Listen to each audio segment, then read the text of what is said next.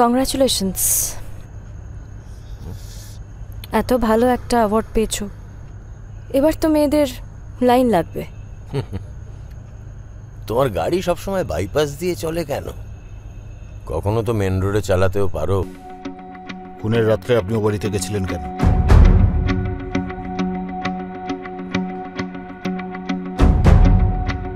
আসলে আমাদের এই বাড়িটা, এটার একটা তো মেইনটেনেন্স আছে, সেই টাকাটা আসলে আমাদের দুজনের জয়েন্ট অ্যাকাউন্ট থেকে যায়।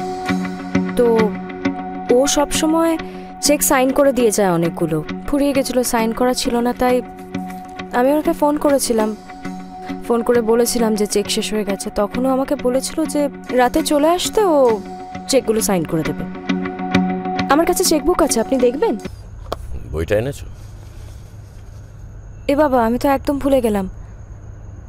আমি বার করেও রাখলাম, গাড়িতেই আছে, অসুবিধা নেই। বিলাসী তো আসবেই তোমায় কফি দিতে, তখন বলবো ওকে নিয়ে বইটা দিয়ে যেতে। তুমি তো এখন পড়বে না, সেই তো মাঝরাতে পড়বে ঘুমানোর আগে।